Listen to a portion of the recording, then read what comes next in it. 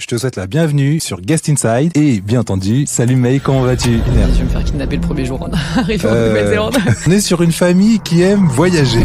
Je pense que le goût du voyage vient de là. Je suis née sur une île à l'autre bout du monde, Élise elle est née en Afrique. En plus t'avais un buffet à volonté, donc tout le monde était là, waouh, trop cool. Du coup on a vraiment créé un engouement autour de cet événement-là. Ceviche, tu pars. Bah ouais, tu pars en Amérique latine, direct. Ouais.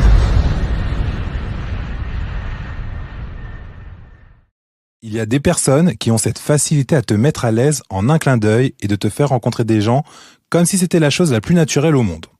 Peu importe les kilomètres, peu importe la langue, elles savent créer du lien. Avec elles, un simple apéro peut devenir une vraie parenthèse, un souvenir, parfois même un point de départ. La personne que je reçois, c'est un peu cette amie que tout le monde rêve d'avoir dans sa vie. Celle qui t'accueille sans juger ton accent, celle qui connaît les meilleurs rooftops, les endroits qui vibrent. Celle qui a toujours un mot sympa ou un rire à partager, et ce, même quand tu as l'impression d'être perdu dans une nouvelle ville. Alors, si toi aussi tu es addict aux nouvelles rencontres, laisse-toi porter par ce nouveau rendez-vous car aujourd'hui, on part avec May, une expat pas comme les autres qui a fait de la connexion à l'autre un art de vivre. Je te souhaite la bienvenue sur Guest Inside et bien entendu, salut May, comment vas-tu? Hello, merci beaucoup, waouh, quelle introduction. Écoute, ça va très bien, merci beaucoup de me recevoir, je suis très contente. Je suis super heureux de t'avoir en fait au micro parce que je suis fan de ce que tu fais, on en reparlera, mais même j'aime juste déjà la personne. Donc je suis très très très très content qu'on ait réussi à trouver un timing, ouais. Et c'est top. Donc vraiment merci de me faire la joie de pouvoir être là aujourd'hui. Grand plaisir. Qu'est-ce que tu as pensé de l'intro? Waouh, c'est vrai que c'est marrant en fait d'avoir un point de vue extérieur. Honnêtement, en plus c'est vraiment une surprise pour le coup. Je la découvre en même temps que tout le monde. Ouais. Ça me touche beaucoup. L'image que t'as déjà de ce que je fais. L'image que tu as de moi aussi, c'est très touchant et c'est sincère, on sent vraiment la sincérité. Et c'est vrai que c'est des choses en fait que moi je vois plus forcément, honnêtement. Ouais, non, merci beaucoup pour cette super intro, je suis vraiment honorée. Eh ben écoute, avec grand plaisir. Alors, aujourd'hui, on va parler un peu de pas mal de sujets. Avant de rentrer dans le vif, j'ai une question, alors que souvent on trouve complexe. May, qui es-tu? C'est une large question. La grande question.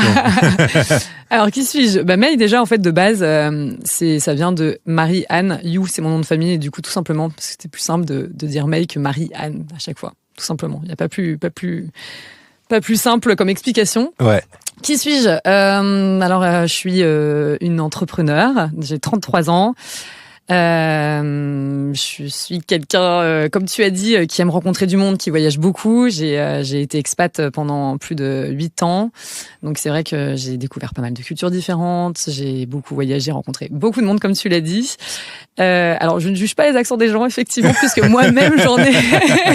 Donc je pense qu'on est les derniers à pouvoir juger quand nous-mêmes on l'a. Voilà, donc je suis May. Enchanté May, vraiment. Allez, pour entrer dans le vif du sujet, j'ai divisé un petit peu cette conversation en plusieurs étapes. Et la première notion dont j'avais envie de rentrer, c'était sur ton rapport au voyage. Parce que comme tu l'as dit, tu as voyagé beaucoup. Je me suis permis d'aller essayer de chercher quelques infos. Il n'y a pas tant d'infos que ça, en fait. Il n'y a pas tant d'infos que ça. Tu peux me poser tes questions. Mais je vais te les poser. Par contre, ce que j'ai vu, c'est que tu es né en Nouvelle-Calédonie. Yes. Si je ne dis pas de bêtises. D'ailleurs, on parlera aussi de ta sœur, Elisabeth, donc qu'on dit aka Élise, ouais. Qui elle est née au Congo. C'est ça. Tu as vécu aussi en Nouvelle-Zélande. Exact. Tu as bossé en Allemagne, entre autres. Voilà, et ta sœur, un peu pareil, dans le même délire. Donc, ouais. On est sur une famille qui aime voyager. C'est clair. Quand j'ai vu ça, j'ai fait OK, Congo, j'ai fait Nouvelle-Calédonie, il faut qu'on m'explique. Ouais. C'est clair que ça porte à confusion. En fait, tout simplement, nos parents étaient expats, donc on est des produits d'expats, tout simplement. Et je pense que le goût du voyage vient de là. Je suis née sur une île à l'autre bout du monde, Élise, elle est née en Afrique, et je pense qu'au fond, ça a été un peu ancré dans notre ADN, on va dire, et c'est ce qui nous a donné le goût du voyage et de vivre à l'étranger et de rencontrer du monde. Je pense que c'est quand on demande souvent à des expats ou des enfants d'expats, en fait, souvent c'est quelque chose qui est transmis. Et parce que quand on est né quelque part, ça représente beaucoup qui tu es aujourd'hui et quels sont, tes choix, tes goûts. C'est ma bien sûr, c'est ta définition, ouais. Mais on en a parlé avec Élise et c'est vrai que pour le coup, tout le monde nous dit c'est marrant, vous êtes un peu à quatre coins du monde, vous êtes né toi en Nouvelle-Calédonie, toi au Congo, et vous avez fini ensuite en Allemagne, vous avez voyagé là. Et en fait, c'est vrai que pour le coup, je pense que ça vient de là, honnêtement, et j'imagine. Après, c'est quelque chose que aujourd'hui, j'en ai vraiment besoin de voyager. C'est même si je me suis, on va dire, posée à Paris depuis 3 ans, c'est quelque chose qui pour moi est essentiel de voyager. Ouais. Donc, comme tu disais, on a vécu toutes les deux, Nouvelle-Calédonie et Congo. Bon, ça, c'était quand on était toutes petites. Donc, honnêtement, j'ai même pas de souvenirs. Elle non plus. Elle se souvient de la Nouvelle-Calédonie, en revanche, parce qu'elle est plus grande. Voilà. Ensuite, je suis partie, effectivement. Donc, après, on a grandi en France. Donc, nos parents sont rentrés en France, en Ardèche. Donc, je sais pas si tu connais. Si, je connais. Dans le sud de Lyon, ensuite Paris, et ensuite, je suis partie en Nouvelle-Zélande après mes études. Ok. Tout simplement parce qu'encore une fois, je pense que le besoin de voyager, le besoin de dire un peu merde à tout, parce que j'avais 21 ans, donc c'était après mon master, donc et là partir un peu à l'autre bout du monde pour me découvrir moi-même, apprendre l'anglais. Et ensuite, effectivement, je suis partie en Allemagne, et c'est là où en fait nos chemins avec elle se sont un peu recroisés parce que elle habitait là-bas à Francfort. Ok. Ouais. Et on va justement en reparler. Voilà, on va en reparler ensuite. Et donc justement, tu vois, voilà, ça a permis d'enrichir encore un petit peu le qui es-tu. C'est quoi ta définition justement de l'expression être chez moi? Parce que justement, tu as voyagé beaucoup. Écoute, ça va paraître un peu cheesy de dire ça, mais quand on dit la maison, c'est pas un endroit, c'est là où tu te sens le mieux en fait. Ouais. Et pour le coup, j'ai eu vraiment cette crise identitaire de où est chez moi. Pendant des années, vraiment, et encore, il y a encore pas longtemps, je me posais encore la question, ok, c'est où chez moi, où est-ce que je me sens le mieux? Au final, je pense que, clairement maintenant, je pense que c'est Paris, où je suis revenue à Paris, et je pense que je me suis un peu réhabituée à vivre en France. Mais pendant longtemps, je me suis vraiment posé la question, ok, mais est-ce que chez moi c'est l'Allemagne? Est-ce que chez moi c'est l'Ardèche, tu vois, typiquement? Est-ce que c'était vraiment, ça c'est vraiment une très bonne question, parce qu'au final, c'est quoi chez toi en fait? C'est là où tu te sens le mieux? Est-ce que c'est là où tu payes ton loyer? Est-ce que c'est c'est une très bonne question. Et donc là aujourd'hui, je dirais c'est Paris. D'accord. Voilà, pour répondre à ta question. Ouais. J'ai vécu en fait donc aux États-Unis pour finir en fait mes études. Et si tu veux, je me suis senti comme chez moi. Pourtant, plein de difficultés, plein de trucs et tout ça, mais dans cette énergie, ce truc, et même aujourd'hui New York quand j'y vais, c'est okay. Tu sens encore quelque chose. Je comprends. Dès que j'arrive, c'est ça grouille, t'as une odeur particulière dans le métro. Bref, une énergie. Ouais, bien sûr. Et je comprends en fait quand tu dis Paris, parce que finalement c'est ce rapport aussi à l'énergie. Ouais, je vois complètement, j'adore. Alors tiens, pour rester un peu sur justement le voyage, quand tu débarques dans une nouvelle vie pour le boulot, c'est quoi ta priorité les 3 premiers jours? Dans une nouvelle vie ou dans une nouvelle ville? Ah, pas mal. Alors, dans une nouvelle ville. Ok, dans une nouvelle ville. Ok.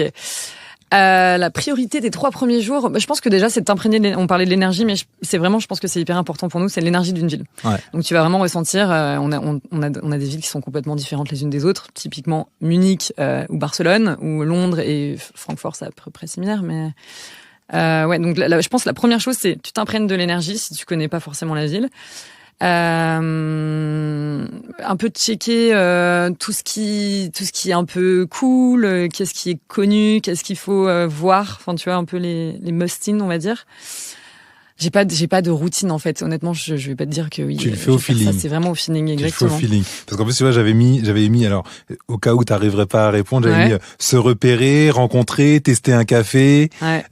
Alors les cafés, c'est vrai que pour le coup, pour moi, c'est quelque chose de très important. C'est un truc pour toi, le café. Tu le sais.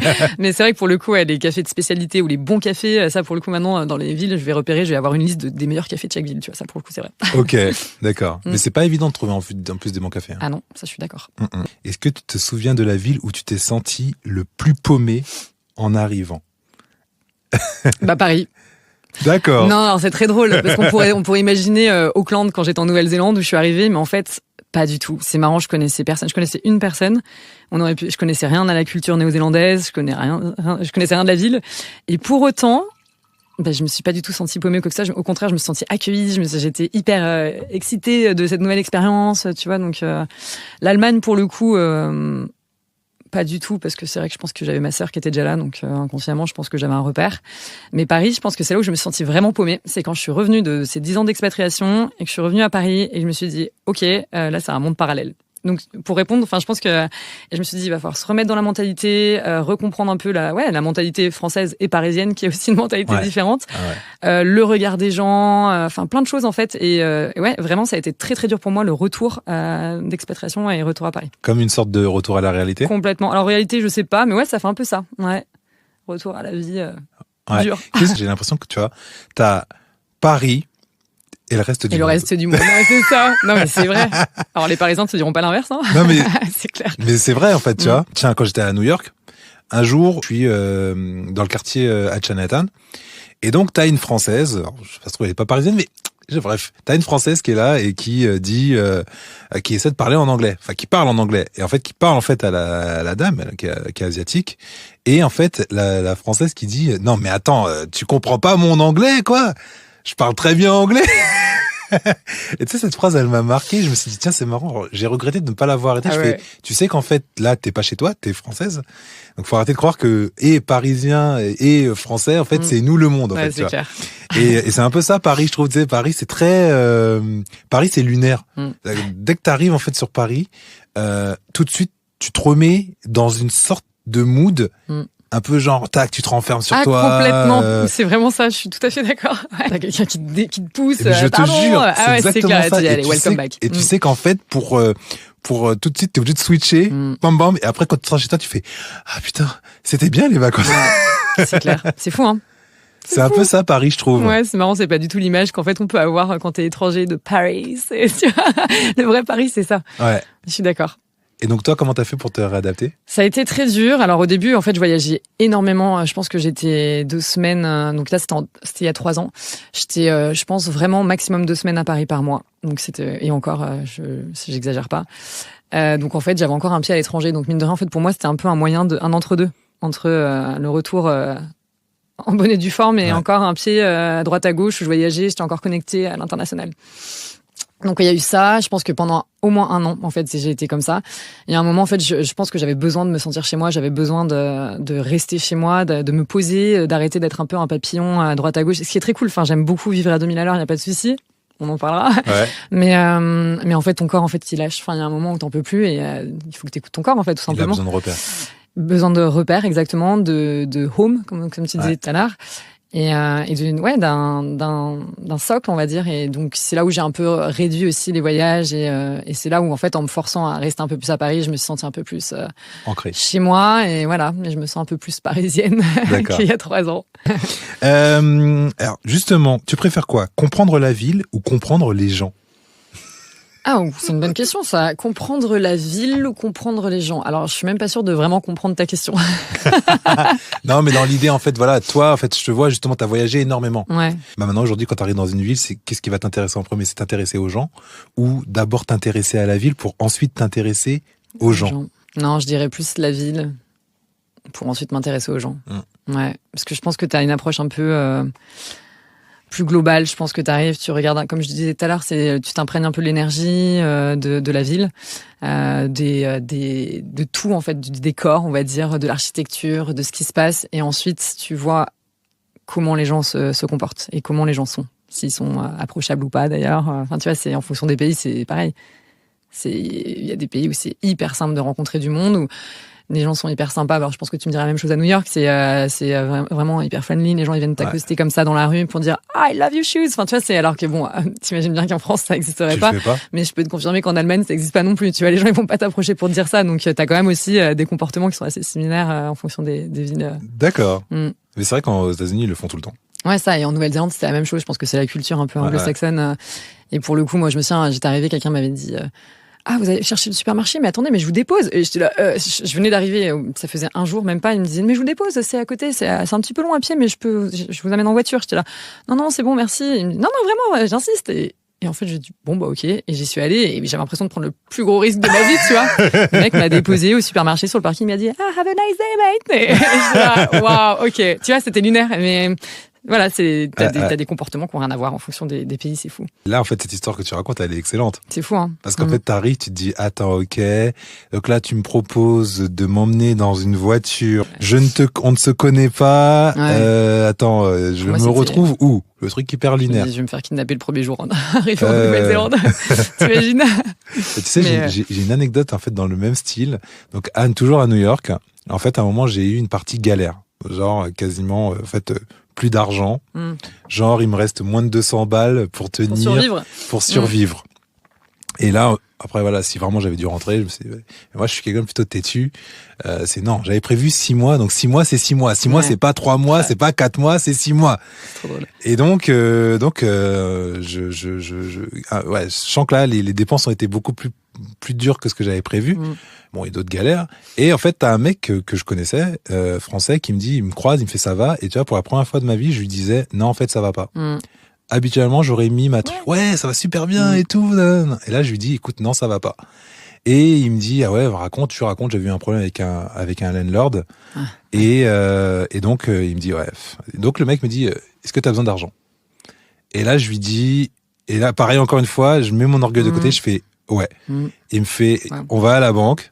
Il me fait, ça te va, $200, c'est pas beaucoup, mais je fais, dans ma tête, je me dis, ok, $200. Je lui dis, mais je peux pas te les rendre maintenant. Il me fait, je sais que tu me les rendras. Et là, dans ma tête, je fais, attends, $200, je peux faire presque 2 semaines.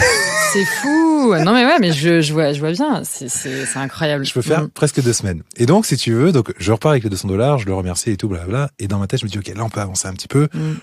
Je continue à appeler les gens, savoir, ouais, qui peut me dépanner à dormir. Là, en fait, je finis par rappeler un monsieur. Avec qui j'étais en contact et tout, et il me dit ouais, je lui dis écoute, tu connais pas quelqu'un qui peut m'héberger parce que là j'ai besoin, je peux payer. Je peux payer. €1 par jour. Non mais c'est l'optimisme en fait, tu vois, New York ça m'a appris de l'optimisme. Et là il me dit ok vas-y viens. Donc je viens à l'appartement et puis au fait au bout d'une heure il me dit ok, il me demande quand est-ce que je pars.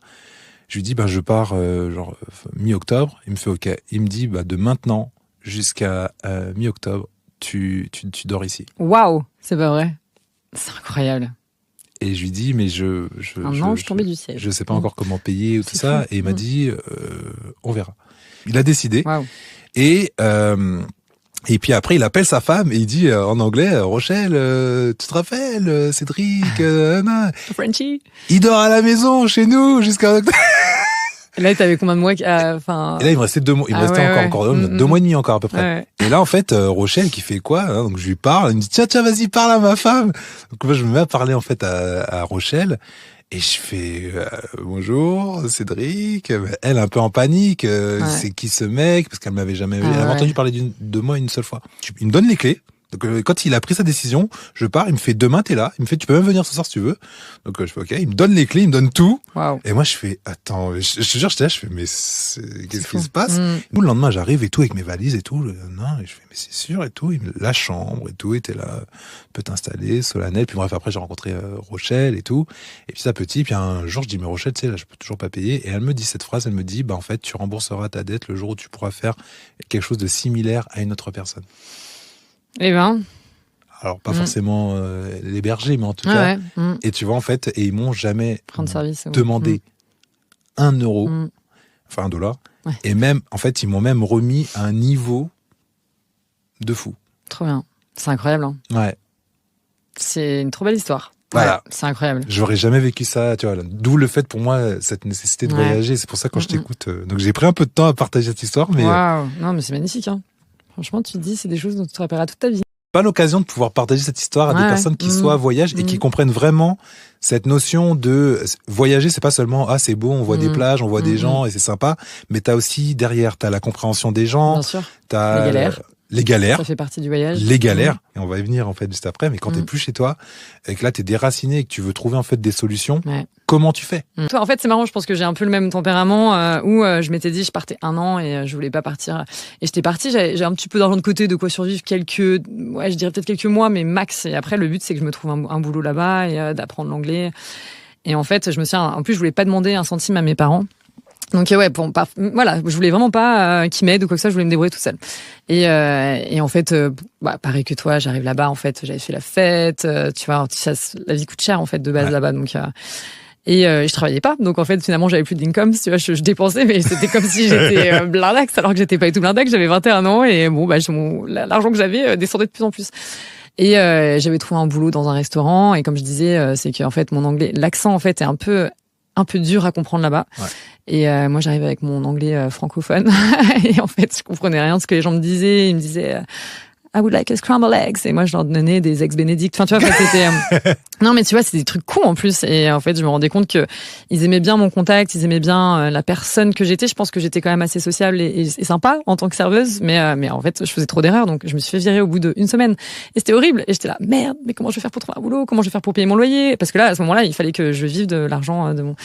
Et du coup, j'ai enchaîné plein de petits boulots. Et en fait, c'est ton instinct de survie, en fait, à ce moment-là. Tu vois, tu veux pas rentrer. Et je me souviens, mon père m'avait dit, par contre, si t'as plus d'argent, tu rentres à la maison. Et j'avais la vie. Enfin, pour moi, c'était un échec. C'était vraiment un échec. Et du coup, j'avais fait plein de petits boulots. Et en fait, c'est aussi grâce à ça, c'est que j'ai rencontré des personnes qui m'ont présenté à d'autres personnes et j'ai pu faire me servir dans des événements sportifs. Donc, j'ai été embauchée dans une boîte d'intérim pour des événements sportifs. Donc, c'est trop cool. J'ai fait plein de boulots reliés finalement à l'événementiel. Ouais. Et je pense qu'au final, tu vois, c'est peut-être aussi ça qui m'a donné envie de faire ce que je fais aujourd'hui. Ouais. Donc, comme quoi, tu vois, la vie est bien faite. Alors, allez, pour arriver quand même un petit peu, merci pour ce moment voyage. Ouais. On va aller un peu sur le business. Tu es fondatrice aujourd'hui de Jetlaggers. Co-fondatrice de Jetlaggers. Anciennement, Apéro Frenchy. En fait, si je me trompe pas, c'est venu du syndrome de l'expat. C'est ça? Est-ce que tu veux nous en dire un petit peu plus? Alors ça rejoint un peu ce qu'on disait tout à l'heure, c'est effectivement on a créé ça parce qu'on a été expat nous-mêmes. Donc en fait, je pense que on connaît le syndrome de l'expat. Qu'est-ce que c'est? C'est se sentir seul, sentir loin de chez soi, en dehors de sa zone de confort, faire des choses que tu ferais pas forcément en France, vivre des galères, enfin plein de choses et vivre des expériences incroyables aussi. C'est pas que négatif, au contraire. Et en fait, on s'est rendu compte que c'était important en fait d'avoir une sorte de communauté et de se sentir soutenu et d'avoir des amis. On n'a pas de famille en fait, on n'a personne quand on déménage quelque part normalement, enfin la plupart du temps. Et du coup l'idée c'était vraiment de créer une sorte de communauté, une sorte de nouvelle famille en fait pour toutes les personnes qui déménageaient à l'autre bout du monde ou pas. Ça pouvait être le pays à côté, mais tous ceux qui recommençaient une vie à zéro entre guillemets. Ouais. Sur Jetlaggers, t'en parles justement, sur le site t'en parles. Tu parles de cette solitude que toi sur laquelle t'as été confronté aussi. Bien sûr. Et en fait, quand je disais en fait tes mots, je me revoyais aussi, c'est-à-dire que des fois en fait, t'as envie de sortir ou de rencontrer des gens et pas forcément en fait ceux de l'école ou autres, et que tu connais vraiment d'autres personnes et en fait tu sais pas qui en fait aller voir, vers où aller. Exactement. C'est clair. Ouais. Parce qu'en plus. Moi, à l'époque, je voulais vraiment m'intégrer de la culture néo-zélandaise, rester qu'avec des Néo-Zélandais, parler anglais. Et en fait, il y a toute une communauté française. Clairement, il y avait toute une communauté française, mais que j'évitais, honnêtement. Au début, j'étais là, non, je vais pas rester avec les Français. Et c'est ce qui se passe souvent en général quand on va à l'étranger. On veut pas rester, on évite les Français. Mais en fait, au final, ça te rattrape plus vite que prévu. Ta culture, tu vois, on a le même humour. Alors que, tu vois, c'est des choses qui sont le goût pour l'apéro. On en parlait, mais tu vois, il y a ça aussi. Ça réunit beaucoup. Et je sais plus pourquoi je dis ça. Alors, on disait que en fait c'était sur la loneliness, le fait d'être seul. Et du coup pendant explorer la solitude. Donc au début c'est ça. Donc je me sentais un peu seule entre deux cultures néo-zélandaises qui étaient hyper éloignées de la mienne et françaises que j'esquivais. Et en fait au final j'arrivais pas à savoir où est-ce qu'il fallait que j'aille. Est-ce que je voulais me rapprocher des Français? Oui, non. Est-ce que je voulais rester avec les Néo-Zélandais? Et en fait, je trouvais que la culture néo-zélandaise était très superficielle et que c'était beaucoup plus simple de se faire des amis parce que c'est simple, c'est oh, you're Frenchy, oh my god, nanana, welcome, I invite you to my party. Enfin, tu vois, et par contre derrière, t'avais pas forcément de suite et quand t'avais des problèmes, t'as personne qui est là. Enfin, c'est un peu l'impression que j'avais eue. Et là, le côté français, c'était justement au contraire, on se comprenait entre Français et j'avais des très bons copains français qui ont été là pour moi dans des moments hyper difficiles. C'était trop cool. On était hyper soudés. Et en fait, tu dis, finalement, ta culture, elle te rattrape, en fait. Et donc, c'est là où je me suis dit, c'est marrant, tu te sens très seul, tu te sens très loin, t'as personne, et c'est dur de vivre une expérience, quand t'es aussi loin, et comme on a vécu tous les deux d'ailleurs. Et quand je suis arrivée en Allemagne, du coup, ma sœur avait commencé à organiser des événements pour les Français. Donc là, c'est vraiment pour les Français francophones. Elle, dans un but pour son boulot, donc elle, c'était plus dans la gestion de patrimoine, d'avoir un peu des nouveaux clients, des prospects. Et en fait, quand j'ai vu ça, je me suis dit, mais c'est génial. Enfin, c'est trop bien. Apéro Frenchy, ça s'appelait. C'était un événement sur Facebook qu'on faisait avec un groupe de copines. Et j'ai dit, mais attends, mais c'est trop bien, en fait. Là, quelqu'un qui a ça, en fait, il va tout de suite rencontrer du monde, des gens qui aiment les mêmes choses. Et du coup, direct, ça m'a parlé. Je me suis dit, en fait, moi, si j'avais eu quelque chose comme ça en Nouvelle-Zélande, peut-être que j'aurais pas vécu tout ce que j'ai vécu, ou peut-être que je me serais sentie moins seule. Enfin, tu vois, je sais pas. Parce que des Français qui étaient là-bas, c'était des backpackers, qui faisaient les fermes, ou qui faisaient, tu vois, et je me ressentais pas du tout, je me reconnaissais pas du tout dans ce profil-là. Je me disais, bah non, moi, j'habite à Auckland, je veux rencontrer des gens qui sont jeunes actifs et pas qui sont en train de faire backpack. Tu vois, donc l'objectif est pas le même. Non, pas du tout. Donc du coup, voilà, j'étais vraiment confrontée à cette problématique. Ouais. Et là, quand j'ai vu ça, je me suis dit, mais c'est génial. Si j'avais vraiment eu ça, j'aurais rencontré peut-être, je sais rien, avec des non, mais avec des on referait le monde. Mais tu vois, en tout cas, genre, je vais dire apéro Frenchy, et après on arrivera sur le délai, mais apéro Frenchy, en fait, tu vois, le moment en tout cas où, même quand je t'ai connu, je me suis dit, putain, moi j'aurais eu ça aux États-Unis. Bah, tu vois. Non, mais j'aurais adoré parce qu'effectivement, je pense que ça aurait permis de me réconcilier entre le fait de ne pas vouloir être avec des Français, mais en même temps de pouvoir explorer la culture new-yorkaise encore autrement. Ouais. Parce que là où je te rejoins, c'est qu'en fait, effectivement, c'est très facile de connecter avec des Américains. Et je pense que ça m'aurait effectivement, dit, ok, oublie de vouloir dire je veux pas être avec des Français, je veux pas être avec des Français, je veux pas être avec des Français, je veux pas être avec des Français. Et chose que je note aussi, c'est très marrant, j'ai l'impression que toutes les personnes, quand on commence vraiment à partir à l'étranger, à vouloir partir à l'étranger, on dit tout ça, je veux pas être avec des Français. En fait. Et je me demande pourquoi. Parce que tu quittes la France pour une raison. Je pense que c'est ça aussi. Tu quittes, on parlait des gens. Je pense que tu quittes aussi les gens. Enfin, je pense qu'il y a ça. Et au final, ça te rattrape. Mais je pense qu'au début, on est tous partis à l'étranger pour une raison. Ouais. Après, différentes en fonction des gens. Mais je pense que c'est plus ça. J'adore. Donc, j'ai lu qu'en fait, toi, t'étais en Nouvelle-Zélande. Ouais. Et ensuite, le destin, parce que tu parles de fate, j'ai lu. Et donc, en fait, avec Élise, ta sœur, vous vous êtes retrouvées toutes les deux en Allemagne, à Francfort. À Francfort am Main. Voilà. Toi, tu y allais pour le boulot ou c'était parce qu'en fait, là, tu voulais encore... Non, mais en fait, encore une fois, je pense que quand mon visa s'est expiré, je suis rentrée de Nouvelle-Zélande, il fallait que je me trouve un autre boulot. J'ai pas réussi à être sponsorisée pour la Nouvelle-Zélande et au final je pense que c'est très bien comme ça. Et ça reprend ce qu'on disait où j'étais hyper têtue et je voulais pas du tout retourner en France. Je me suis dit non, c'est hors de question de retourner travailler en France. Je veux vivre à l'étranger et en fait là j'ai un peu une chance, c'est que dans la boîte où Élise travaillait, ils cherchaient quelqu'un pour s'occuper du marketing événementiel et du coup j'ai été embauchée. Okay. Tu vois, donc en fait ça s'est vraiment fait naturellement et au début je me suis dit Francfort am Main quoi, je parle pas anglais, je parle pas allemand, j'aime pas forcément l'Allemagne, ça m'attirait pas du tout, moi c'était plus l'Espagne, tu vois, pays un peu plus au sud. Caliente. Et en fait je me suis dit bon, tu sais quoi, tu vas en Allemagne quelques mois et ensuite tu retourneras à l'étranger et en fait tu vois, je suis restée 6 ans à Francfort. Donc au final, tu vois. Et donc c'est une ville à vivre. Ouais, honnêtement, c'est hyper sympa. Okay. On dirait pas comme ça fait pas rêver sur le papier, mais honnêtement, c'est hyper international, c'est jeune. Moi, du coup, on a monté Apéro Frenchy à ce moment-là, donc je pense que j'avais un nouveau challenge. Non, on avait tous un groupe de copains, c'était génial. Et tu vois, au final, le plus drôle, c'est que je restais qu'avec des Français. Donc pour le coup, tu te dis, mon groupe d'amis, c'était que des Français. J'avais quelques internationaux, mais tu vois, la majorité, c'est des Français. Et je parle pas très bien allemand parce que je n'ai pas fait vraiment l'effort d'apprendre l'allemand non plus, tu vois, à cause de ça. J'allais te demander si tu parlais justement allemand. Sehr gut. Non, je l'admets officiellement, mon allemand est nul. D'accord. Mais par contre, tu vois, à chaque fois, j'écoute les Allemands parler, je suis putain, c'est une langue hyper dure. Ouais, puis ça donne pas forcément envie, je suis d'accord, qu'on le dise. Mais je regrette pas du tout, l'expérience allemande, pour moi, ça a énormément eu un impact dans ma vie d'aujourd'hui, ça c'est sûr. Excellent, j'adore. Et donc justement, Apéro Frenchy. Voilà. Comment ça se passe? Comment ça se crée? Parle-nous un petit peu de... du coup, tout simplement, c'est parti de ce groupe de potes où on organise un événement sur Facebook qui s'appelle Apéro Frenchy. Ouais. On choisit un hôtel 5 étoiles trop cool où on négocie un happy hours où t'as des cocktails pas chers. Tu vois, je crois que c'était genre 15 balles les 2 cocktails. ça reste pas cher pour un 5 étoiles. Et en plus, t'avais un buffet à volonté. Donc, tout le monde était là. Waouh, trop cool. L'apéro Frenchy, t'as à manger, t'as des cocktails pas chers. Donc, en fait, du coup, on a vraiment créé un engouement autour de cet événement-là. Et au début, on était 30. Et tous les mois, c'était, non, c'est moi qui crée l'événement sur Facebook entre copines. C'était vraiment, non, c'est moi. Et en fait, du coup, on était 5 ou 6. Et c'était un peu notre petit projet. Ouais. Et en fait, moi, je me rendais compte que j'aimais trop. Je me disais, mais c'est génial. J'aime trop organiser ça. Je me prenais vraiment au jeu.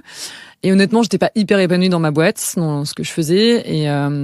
Et du coup, je me suis dit, pourquoi pas lancer ça. Et j'ai travaillé dans l'événementiel, j'ai un peu d'expérience dans l'événementiel.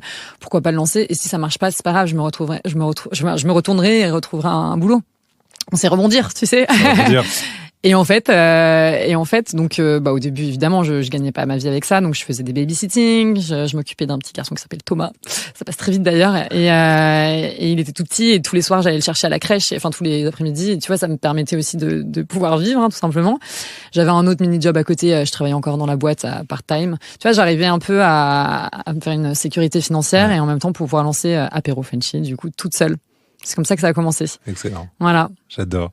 Et à quel moment, en fait, Élise, en fait, rejoint, en fait, le projet officiellement? C'est une bonne question, parce qu'au final, pendant 1 an, je pense que j'ai été toute seule à reprendre les rênes. Elle est partie, en fait, elle a quitté la boîte dans laquelle on était. À ce moment-là, je pense, elle a fait une sorte de burn-out. Enfin, je pense qu'elle avait besoin de partir. Elle aimait plus ce qu'elle faisait. Bref, elle se rendait compte qu'elle voyait des gens. Enfin, elle avait plus le même rapport humain. Ouais. Et du coup, elle est partie en Amérique latine pendant 4 ou 6 mois, je sais plus. Et elle est revenue et elle m'a dit, et elle a adoré, évidemment. Et elle m'a dit, écoute, Marianne, moi, je quitte tout. J'ai envie de m'associer avec toi. Par contre, viens, on lance ça en Amérique latine, en Colombie. Tu vas trop kiffer. Ça cartonnerait. Voilà. Moi, j'ai envie qu'on s'associe. Et moi, j'ai fait, ouais, grave. Et c'est comme ça que ça s'est fait, en fait. Ça, c'était en 2019. Okay. 2018 ou 2019. Ouais, 2019. D'accord. Ouais, donc toi, parce que c'est bientôt les 10 ans. Ouais, c'est bientôt fou. Les 10 ans. Octobre 2015, à peu près, ça a été lancé. Ouais, c'est fou. Donc, octobre 2025, ça fera les 10 ans. Ça me rajeunit pas. C'est ouf, hein. C'est dingue, hein. Ça fait peur. Quand je ne pensais pas que ça faisait aussi longtemps. Quand j'ai vu presque 10 ans, j'ai fait waouh. Surtout quand on me demande, ça fait combien de temps? Je dis, 8 ans. En fait, je suis restée bloquée à 8 ans, tu vois. Quelqu'un qui m'a dit, non, Marianne, ça va faire 10 ans. Ah oui, ça va faire 10 ans, effectivement. Donc voilà, ça va faire 10 ans. C'est ouf. En plus, ce que je te réserve après dans ces enveloppes, je crois que tu vas kiffer. Surprise, ok. J'adore, excellent. Donc finalement 40. Aujourd'hui, comment ça se passe? Donc après, il y a eu, donc on va pas faire toute l'histoire d'Apéro Frenchy, mais en tout cas, il y a une évolution. On est de 30-40. Donc toi, t'as développé d'abord sur l'Allemagne. À quel moment t'es arrivé sur Paris? En 2000, c'est la même année, je crois, 2019, parce que c'est avant le Covid. Donc, tu vois, peut-être de fin 2019. Et c'est marrant parce que quand on est arrivé avec notre nom Apéro Frenchy et qu'on débarque, on avait contacté un peu des médias. Bon, voilà. On expliquait le concept. Ils disaient, trop cool, vous organisez des after-work pour les Français. Ouais, cool. Enfin, en fait, non, mais c'est vrai. Tu vois, moi, je savais pas trop ce que je proposais, en fait. Non, mais c'est pour des Français qui ont vécu à l'étranger aussi. Enfin, notre concept, à la base, c'est vrai que c'était basé pour les Français à l'étranger. Ouais. Et en fait, on a lancé comme ça, et c'est là où on a attiré tous les étrangers, les expats de Paris. En fait, aujourd'hui, c'est le numéro 1 des expats, à Paris. Mais au début, quand je présentais le projet, ça s'appelait Apéro Frenchy, il y avait aucun rapport, en fait. Et donc, du coup, on s'est pris pas mal de portes, et finalement, ça s'est développé comme ça. On est devenu hyper international. À l'étranger aussi, c'était plus que les Français francophones, c'était vraiment tout le monde venait avec son pote, ses voisins, ses collègues, et c'est devenu hyper international. Tu sais ce que j'aime bien là dans ton projet, dans l'entreprise, c'est qu'en fait, au départ, il n'y a pas vraiment de vision. Ouais, non, pas du tout. Il y a une envie, en fait. Il y a je fais le distinguo entre l'envie et la vision. Ah ouais, complètement. Il y avait l'envie, effectivement, de connecter avec des gens, de faire en sorte que d'autres personnes connectent entre elles. Tu peux m'arrêter, si je... Non, c'est exactement ça. Et finalement, la vision, elle arrive beaucoup plus tard. Parce qu'effectivement, à un moment, t'es confronté au marché business. Et donc là, il y a cette autre réflexion qui arrive. C'est ce que je lis là. C'est exactement ça. À la base, c'était pas du tout... Enfin, c'était cool. Je pouvais vivre de ce que je faisais, tu vois. Mais il n'y avait pas du tout de vision, comme tu disais. Je m'éclate. Ouais, c'est ça. C'est exactement ça. Et du coup, c'est un peu le marché français qui t'a rappelé, c'est quoi ta vision? Complètement. C'est fou, hein. Et à partir de là, c'est vrai qu'on est devenu une structure, on est vraiment devenu une vraie entreprise, on a eu des associés, des employés, et c'est à partir, je dirais, de vraiment fin 2019 qu'on s'est vraiment développé en tant qu'entreprise et vrai business. Ouais. Excellent. J'adore. Et donc, aujourd'hui, c'est combien d'événements? Parce que là, on va d'abord finaliser sur Apéro Frenchy pour aller ensuite jumper sur Jet Laggers. Mais donc, en gros, t'étais à combien d'événements? 2015, 2019, je sais qu'il y a le Covid. On va aller le skip, mais je sais que voilà, t'es à peu près combien d'événements à ce moment-là? À Paris, c'était toutes les semaines, déjà de base. Peut-être toutes les 2 semaines au début. À Francfort et Munich, c'était tous les mois, 1 à 2 fois par mois. Ok. Donc c'était quand même pas mal. Ouais, je dirais. Au total, je sais plus. Mais c'était pas mal quand même. C'était pas mal. Et après, ça s'est directement développé à Paris parce que on était sur place. Donc en fait, Élise en tout cas à ce moment-là était sur place. Et là, on l'a lancé directement toutes les semaines. Ok. D'accord. Donc là maintenant, c'est combien d'événements semaine? Aujourd'hui, c'est même minimum 2 événements par semaine. Et wow. À Paris. À Paris. Ouais, juste à Paris. Ouais. Et après, le reste, c'est plus sur des formats mensuels. Joli. Ouais, ça fait beaucoup, hein. Et comment justement on fait pour gérer à distance, parce que t'as à Paris, ok, vous êtes toutes les deux sur Paris, et puis t'as les autres villes, donc on a Francfort, on a, pour voir si j'ai bien fait mes devoirs, on a Francfort, on a Barcelone, on a Paris, on a l'Angleterre, et je sais que et on a Munich. Comment on fait pour gérer 4 autres villes à distance? Au début, moi j'étais encore en Allemagne, donc à la base ça allait. Je faisais des allers-retours entre Francfort et Munich. Ensuite, quand on a lancé Paris, c'était Élise qui s'occupait de Paris. Ensuite, Londres, c'était moi, et il y avait une de nos employés aussi qui allait souvent à Londres. Mais après, c'était beaucoup de voyages. Et encore, quand je disais, quand je voyageais souvent, c'était aussi pour gérer les équipes, pour gérer les events, pour gérer les partenaires. Et pour moi, c'était aussi un moyen de garder un lien.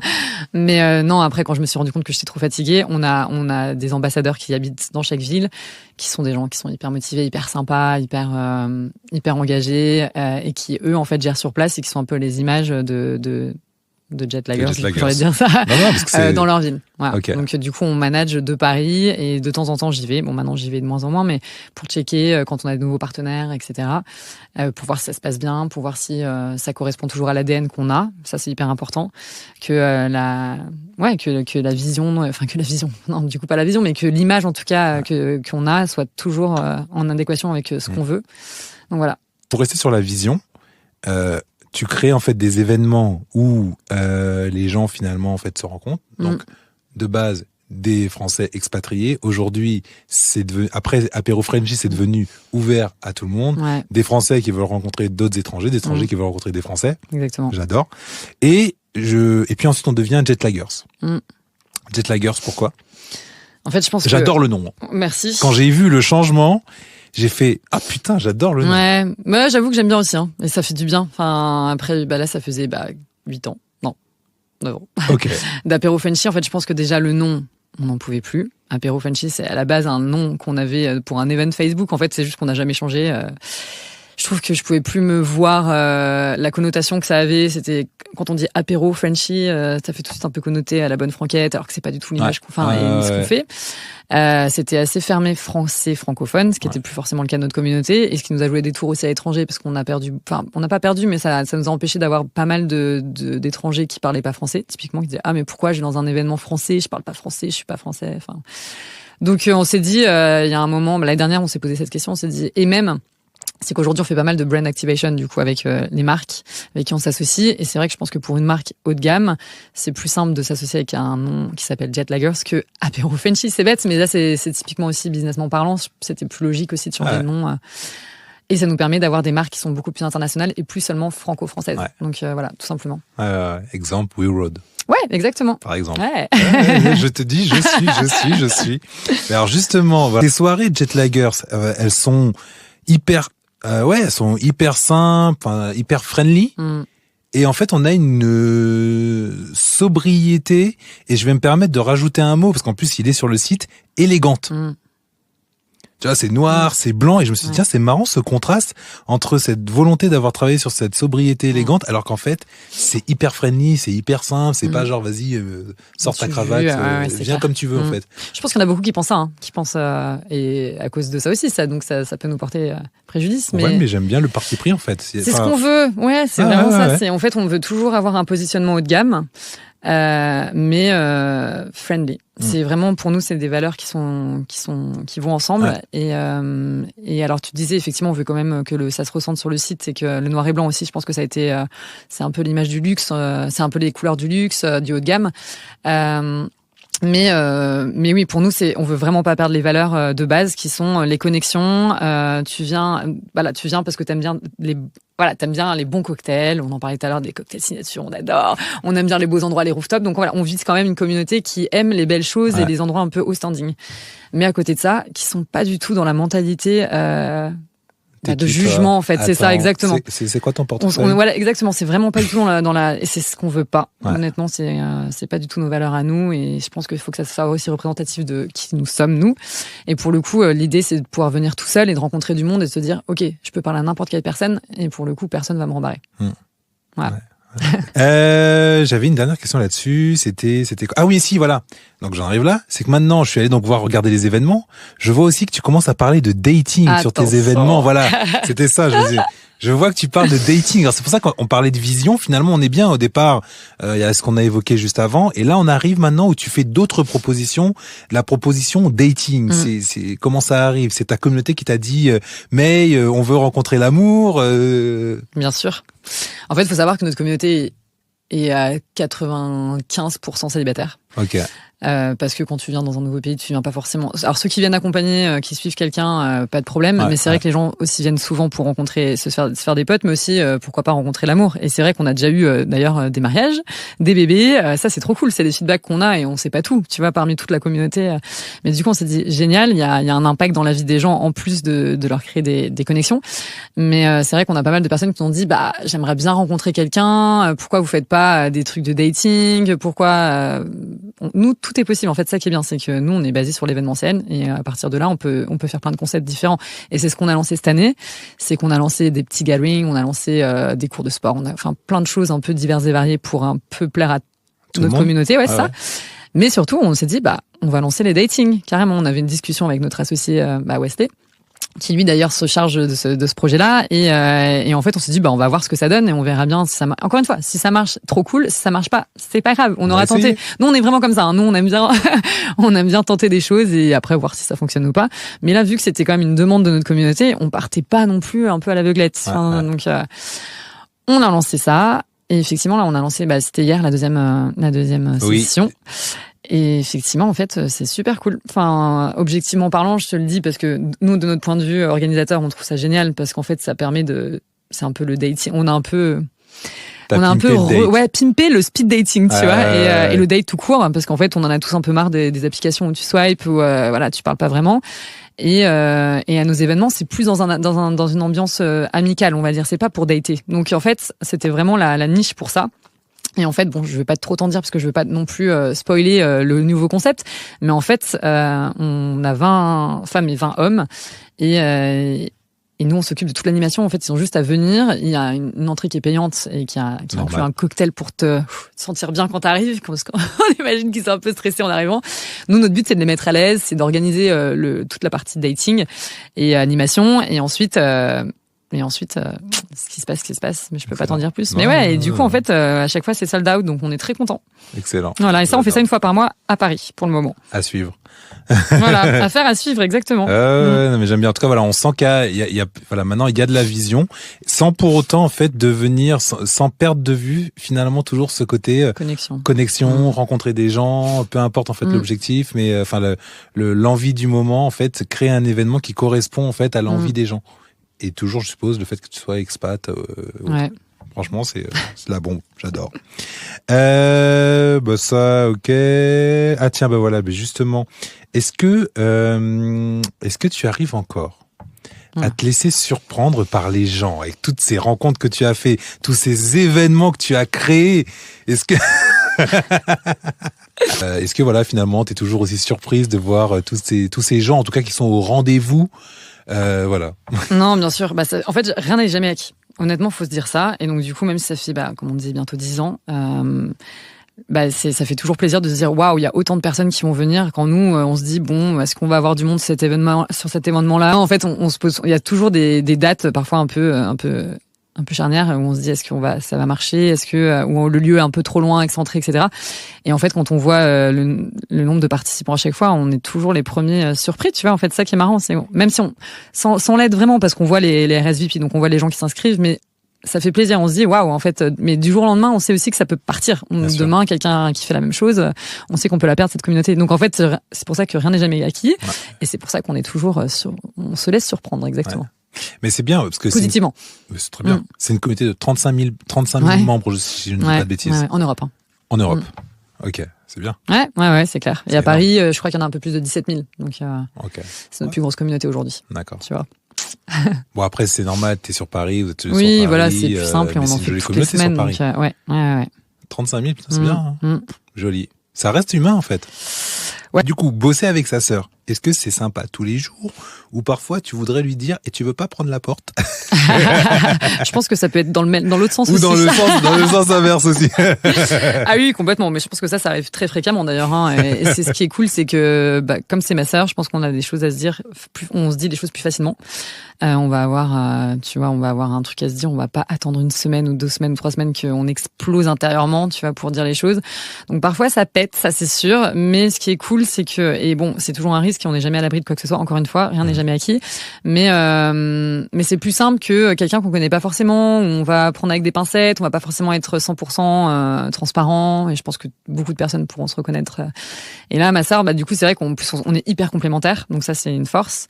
On se connaît par cœur. Et après, elle a un caractère qui est beaucoup plus calme que le mien. Moi, je suis plus un peu tempête, on va dire, et elle va être beaucoup plus calme. Donc, je pense que c'est aussi une bonne balance.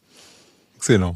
D'accord. Donc, en fait, l'une temporise l'autre. Ouais, complètement. Ouais. Et c'est marrant parce qu'en fait, en général, jusqu'à présent, quand on avait des gros downs, on a toujours une des deux, en fait, qui était up quand l'autre était down et vice versa, tu vois. Du coup, la balance est toujours là. Ouais, c'est ça. Excellent. Vous avez combien d'âges d'écart? 5. Ah ouais, d'accord. Qu'est-ce que vous avez chacune de très différent, très complémentaire? Ah mais tout. Elle est plutôt réservée et moi je suis plutôt au contraire très ouais, exactement. Je suis plus RP, très sociable. Tout. Elle est plus réfléchie. Moi je suis plus let's go. Ouais. Elle est plus. Non, en fait, quand je dis qu'on se complète, c'est vraiment on se complète à 100%. Jetlaggers, alors je l'ai écrit comme ça. C'est pas un produit qu'on vend.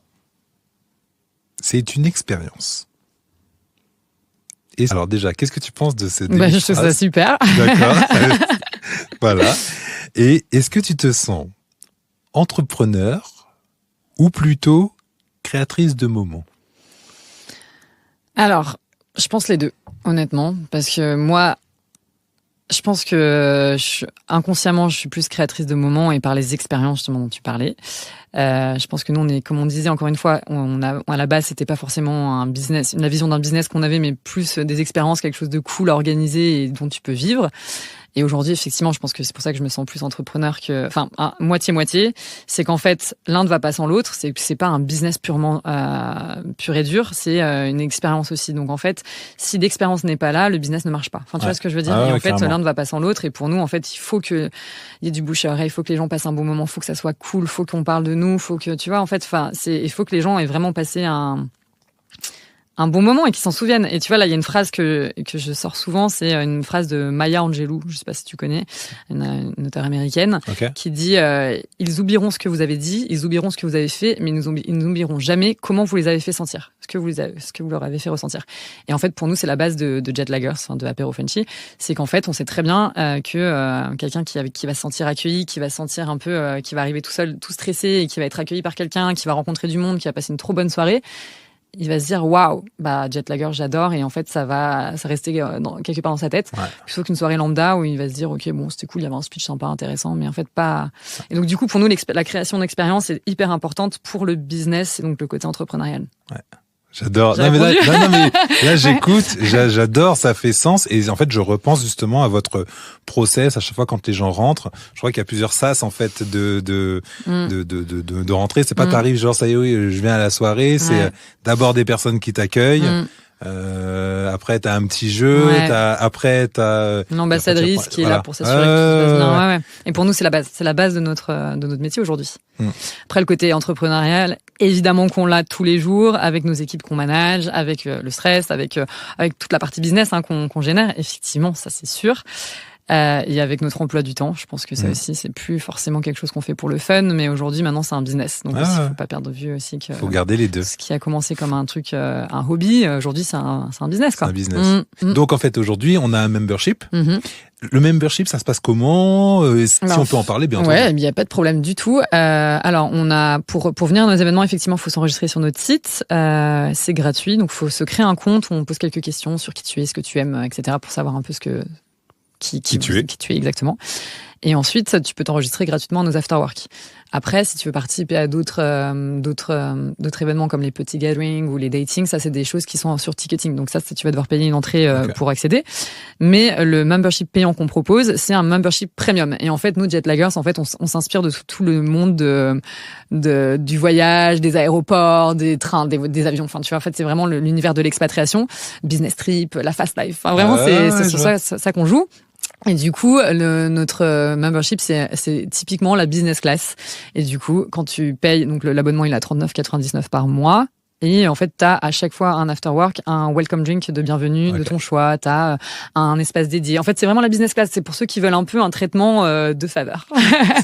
Et donc, t'as des soirées qui sont exclusives, qui sont normalement payantes, qui sont gratuites pour toi. Enfin voilà, en fait vraiment c'est tous ceux qui justement veulent un petit truc en plus. Petit up en plus. Ouais, exactement. En fait, ce que j'aime, c'est cette idée de pouvoir rencontrer d'autres personnes.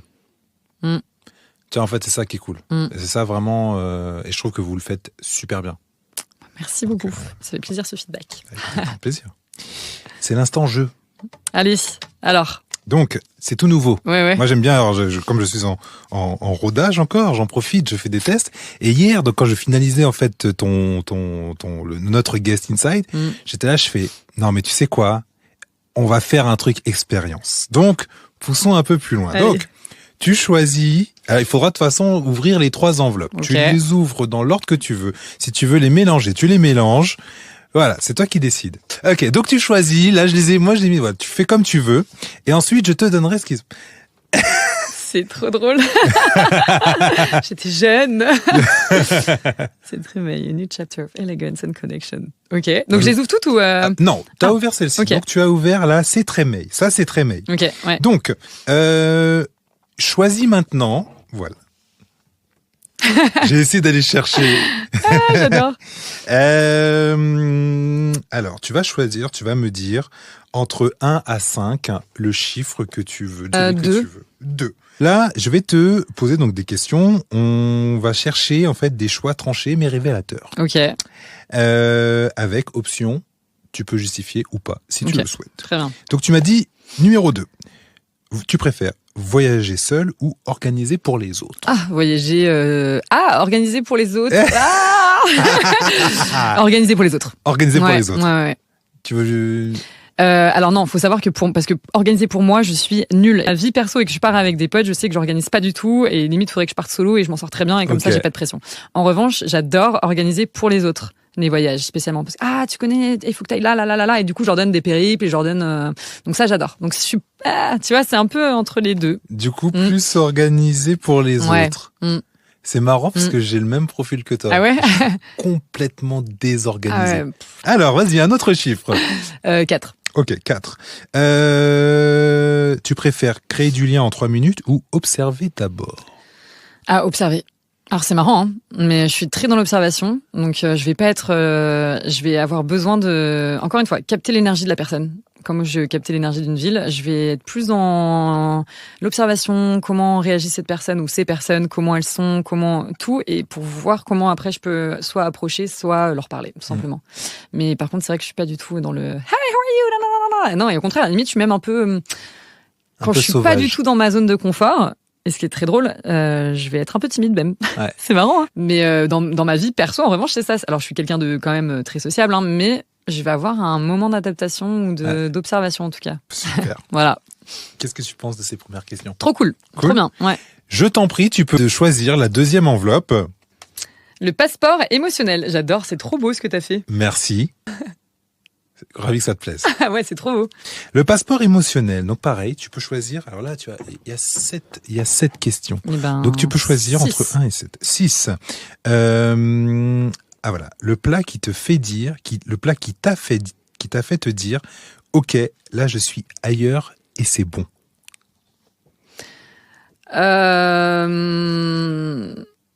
Un ceviche, je pense que c'était un... Ouais, j'adore les ceviches. Grave. Ouais. Non, mais c'est vrai, tout de suite, je trouve que tu voyages, en fait. Ceviche, tu pars. Bah ouais, tu pars en Amérique latine, direct. Ouais. Après, il y en a, ils sont moins bien faits. Mais ouais, bien sûr, mais un vrai ceviche, un bon ceviche, pour le coup, tu voyages. Je valide à 300%. Alors, le ceviche. Allez, à notre... 2. Ok.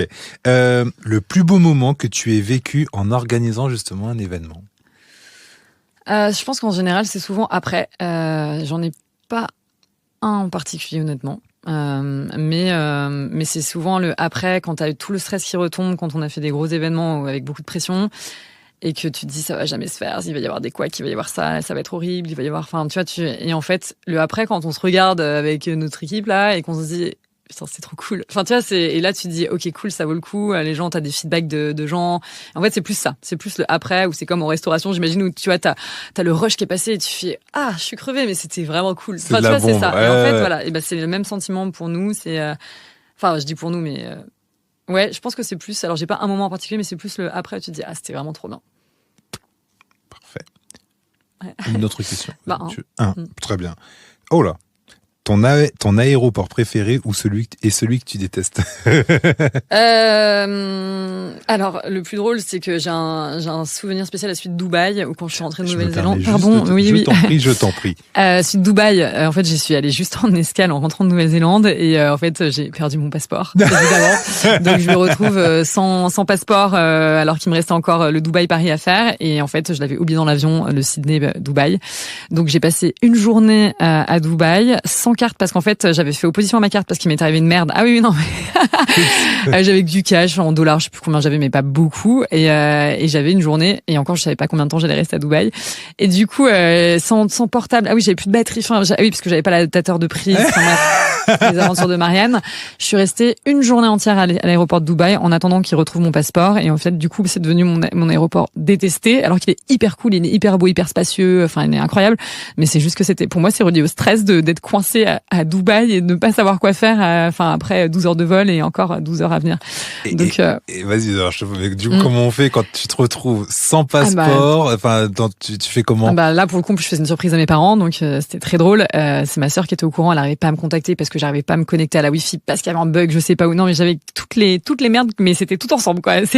Et en fait du coup elle était en stress parce que du coup j'ai pas pu prendre mon avion le Dubaï-Paris. Du coup j'ai dû appeler les lignes. En fait les policiers de l'aéroport trop sympas, ils m'ont tu vois encore une fois on parle, ils voient que je suis en galère, je leur dis écoutez j'ai perdu mon passeport. Ils étaient hyper chill, ils m'ont dit pas de souci, ça arrivera quand ils vont faire le ménage de l'avion, s'il est dans l'avion il va arriver et il y a pas de stress et ça arrivera. Et je lui dis mais ça arrivera quand? On verra. Je dis, non, mais attendez, mais moi, j'ai un avion, en fait. Il fait, ça peut être dans 1 heure, ça peut être dans 5 heures, 6 heures. Et je fais, mais comment je vais faire? J'ai plus de batterie, j'ai que du cash, j'étais fatiguée, émotionnellement, c'était dur. Et en fait, ils ont été hyper sympas avec moi. Ils m'ont offert des trucs à boire, des trucs, ils m'ont invité dans leur bureau. Trop sympa. Franchement, tu te dis, c'est des moments comme ça. Ils m'avaient offert un Starbucks même, je me souviens, trop sympa.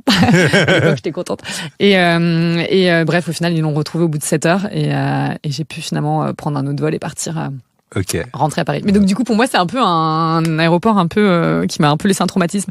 Mais sinon, mon préféré, c'est bête, mais c'est celui de Bogota. C'est quand t'arrives en Colombie, tu sais que je sais que j'arrive en Colombie et je sais que je suis trop contente. Okay. T'as les yeux qui rayonnent là. Ah mais j'adore. Top, super. Allez, une petite dernière. Un mot dans une langue étrangère que tu aimes particulièrement prononcer. Alors là, c'est très drôle. C'est en allemand, du coup. C'est Genau. Genau. En fait, c'est tous ceux qui ne parlent pas allemand. On connaît tous quelques mots avec quoi on s'en sort très bien. Et en fait, le Genau, tu le sors, ou Arso. Arso. En fait, c'est des mots qui sont tellement drôles. Et en fait, le Arso, ça veut dire ah bon, enfin ça veut dire et le genau ça veut dire ouais grave, enfin ça veut dire exactement. Okay, donc voilà, ça sera forever je pense. Eh bien merci beaucoup, en plus je viens d'apprendre deux mots. Allez, et la dernière enveloppe. Ah oui, alors et si waouh dis donc magnifique. Ça te plaît? Ah ouais, il y a vraiment ah ouais avec grand plaisir. Trop cool. Ravi que ça te plaise. Ah voilà, elle a ma et si. Alors et si tu choisis pareil 3, très bien. Si tu devais résumer tout ce que tu fais en un seul mot, ce serait lequel? Tout ce que je fais vivre. Voilà. C'est beau. Ouais. Vas-y, un deuxième. 5. Tu pouvais offrir une sensation à chaque personne qui passe par ta communauté, ce serait laquelle? L'accueil. La bienveillance. Ok. Une sensation. Ouais, c'est compliqué. Une sensation. Non, mais la sensation, c'est un ressenti. Ouais, de bienveillance. Je pense que ça serait ça. Non, bah, ça revient à ce qu'on disait, c'est que on veut quelque chose où on se sente à l'aise, qu'on se sente que ça soit un peu la famille quand on habite à l'étranger, qu'on se sente bien. C'est vraiment ce truc bien chaleureux. Ouais. Non, complètement, c'est ça. C'est tu peux venir et tu sais qu'on va t'accueillir et qu'on va te parler et que c'est bienveillant. C'est pas du tout dans le jugement. Allez, et la petite dernière pour moi. Ah bah tiens, ça, je pense que si Jetlager devenait une émission Netflix, qui jouerait ton rôle? Waouh. Alors bonne question. Qui jouait mon rôle? Alors putain.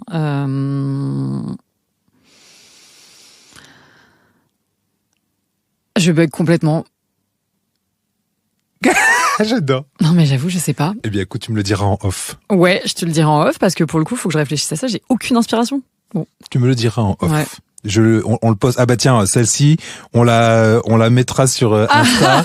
Comme ça, il n'y a pas de réponse et ça sera tu me le diras en off et je le mettrai réponse. Vas-y, banco. Et puis ben voilà.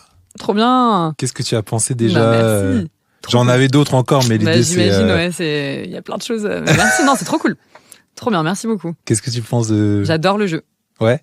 Tu parles de ça? Ouais, oui. Trop bien. Franchement, c'est. Non, mais je vais les garder. Tu peux les garder. Ah ouais, avec grand plaisir. Trop cool. Tu sens qu'il y a du travail, vraiment. Ouais, mais voilà, tu es ma guest. Trop cool. Bah, merci beaucoup.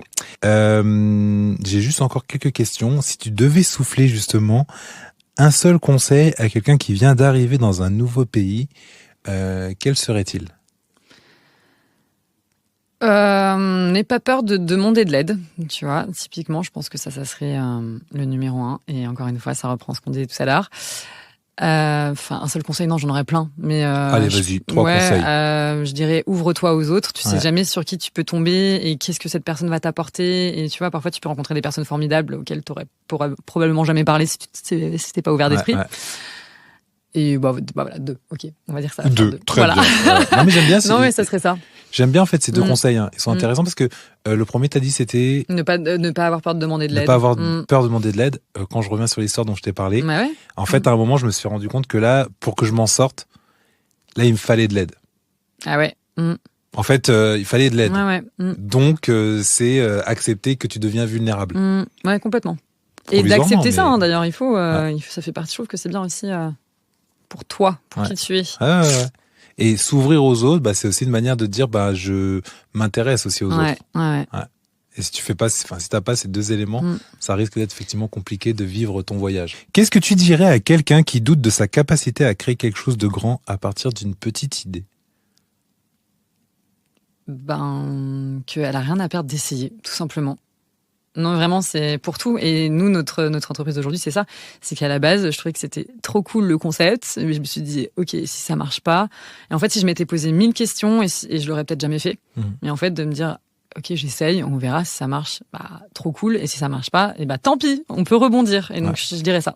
Donc, je suis assez reconnaissante de toutes les personnes qui essayent et qui tentent quelque chose. Et même si ça marche pas, en fait, au moins, je suis plutôt de ce statut-là. Qu'est-ce qu'on peut te souhaiter là maintenant? Un peu de repos, ça me ferait pas de mal. Ouais, vraiment. Arriver à lâcher prise. Ouais, ça serait un peu en ce moment, ça serait plus ça. Du repos et C'est dur de lâcher prise. Ouais, c'est un peu dur, ouais. Et puis souvent, comme on disait, maintenant c'est un business et du coup on a beaucoup de up and down et on a du stress, on a plein de choses à gérer et c'est vrai que lâcher prise dans ces moments-là, c'est un peu dur. Tu te remets souvent en cause? Ah bien sûr, bah pour le coup, je pense qu'on est obligé, mais même si c'est très dur, Ouais. mais oui, si, bien sûr. Top. Bah écoute, franchement, merci beaucoup. C'était Merci top. à toi, trop intéressant. Bah ravi. Petite phrase de fin. C'est la fin maintenant de ce podcast qui était vraiment top. La vie est belle, la vie est courte, mais la vie c'est surtout des rencontres et met en fait son terrain de jeu. Qu'est-ce que tu penses de ce résumé? C'est très bien, très bien résumé. En tout cas, franchement, merci. Clairement, c'était top. J'espère que cet épisode t'aura touché, inspiré ou donné envie d'aller vers les autres. En tous les cas, pense à le partager ou à en parler autour de toi. Pourquoi pas à lui mettre 5 étoiles sur la plateforme d'écoute que tu préfères, Spotify, Deezer, Apple, Amazon, on est un peu partout. Et puis tu peux aussi nous suivre sur les réseaux sociaux, guestinside_off-8 pour ceux qui ne savent pas. Tu peux laisser un commentaire ou tout simplement nous faire passer ton énergie. Et je te dis à très vite, communauté, pour un nouveau rendez-vous. Quant à toi, très cher May, c'était un vrai plaisir. Je te remercie infiniment. Je te fais de gros bisous. Et je te dis à très vite pour un Jetlaggers. Ouais, avec plaisir. Ciao, ciao. À bientôt.